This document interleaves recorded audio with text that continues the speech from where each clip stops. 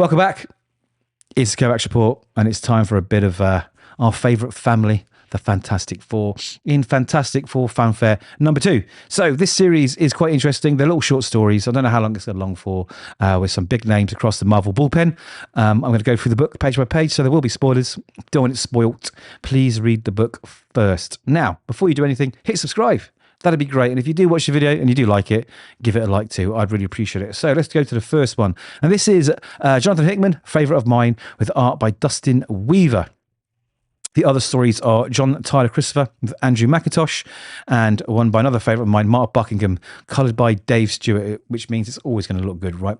It always will look good with Dave Stewart colouring in all this beautiful art. So the first story I've loved because it kind of references something that I'm very fond of. I'm a huge horror movie fan, and Jonathan Hickman is having a wet dream of references in this book. He must have been having so much fun. You will spot them when you read it. I won't go through them all, but it's really fun. It's movie night at the Baxter Building, but it's not like you and I with popcorn and the latest series to binge on, or a film that we've downloaded that we shouldn't have downloaded. But it is the Baxter Building Fantastic Four movie night, which is, like I say, very, very rare.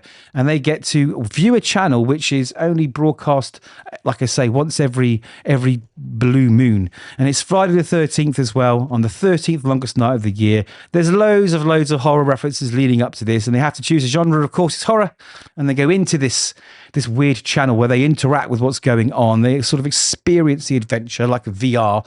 And it's full of all your favourite and not so favourite villains and infamous people from horror movies. You know, you've got Texas Chainsaw Massacre. You've got them all. You've got Chucky. Like I say, I'm not going to list them all, but it's fun. So they go through there and they battle and they fight with them. And there's this narrative about, you know, how horror movies work. We get the Hellraiser one here, which I thought was brilliant. And I love the little joke here, because if you watch Hellraiser, you know that there's this puzzle box. And he's like, well, do you even know who I am? A puzzle box isn't going to be much. And then we get some classic villains, and a nod to Silent Hill as well, and The Ring. They're all in there. It's really, really good fun. And then we pan back out. We pan back out to some somewhat familiar looking Fantastic Four watching this show. But it's not our Fantastic Four. No. Someone else is watching. And it's none other than, of course, it had to be the Marvel zombies are watching our Fantastic Four do their thing. And they're ready to join the party. So it was loads of fun, loads of references. It was really, really good. Now, I'm going to go through these next two stories pretty quickly. They're pretty cool. So this one is a conundrum that Reed Richards is having trouble solving. He's been sending back these news updates of what's coming in there following week, all right? And he gets this sort of feedback from them. But 1 week, he doesn't receive the feedback, and he's like, what's going on? Where's my sort of news update? So he goes through every possible conceivable way of figuring it out, right? To the point of, like, he hasn't slept, he's drinking lots of coffee. The kids and old Sue Storm, they're away for a few days while he's doing it. So the other members of the Fantastic Four, they're out doing what the Fantastic Four does. And like I say, it shows his mind just break down and debilitate, and he's losing it. He doesn't know what to do, and he's figuring things out. And there's that millions of, like, versions that he could think of that are the cause of this problem. Like, what's stopping this information coming back to me? Why would my future self, like, not send it to me? So something must have happened to me, the world, the environment. So that is bad. That's going to be bad. If I'm not there to send it back, it's going to be bad. But finally he figures out a way.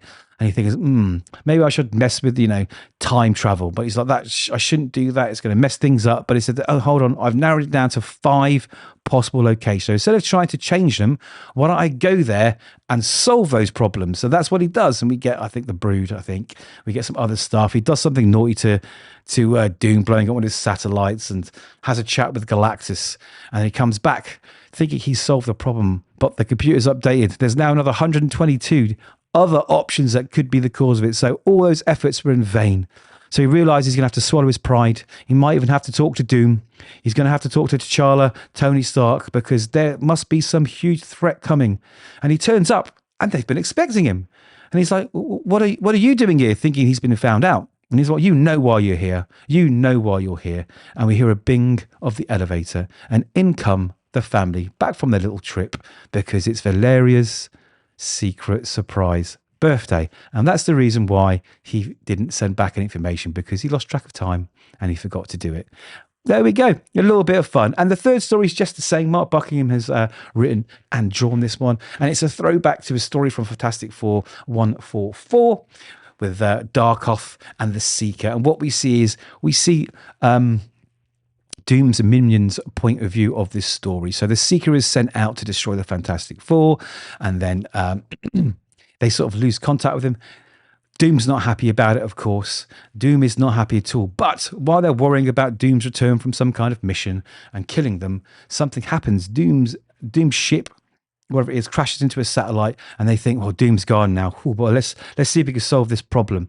So the Seeker robots, I guess, video feed opens back up again. And sure enough, he is at the Fantastic Four's headquarters. And they're thinking, wow, he infiltrated. But we find out, no, right? It's his remains are there. So they reactivate him and they work out what we're going to do, how are we going to do this? And you see some of the events that happen in 144. I'll skip past those.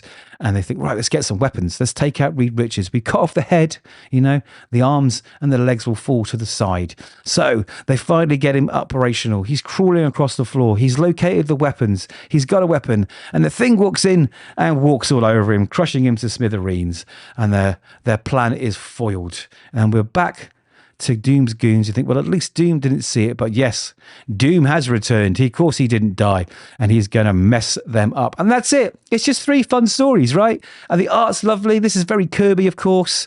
It's good fun. The coloring's beautiful. They're just fun throwaway stories. Okay, and like I say, if you've got a cup of coffee and a break and you just want to just escape into some Marvel, pick it up. It was good fun. I'm interested to see the next one and which creators will be working on it. So all in all, it was a bit of fun. I keep saying it's fun. How many times have I said it's fun? It's worth the time. It's worth your time. It's worth your money. It was okay. Anyway, those are my thoughts. Let me know yours. All right, keep reading some comics and hopefully I'll see you in the next video.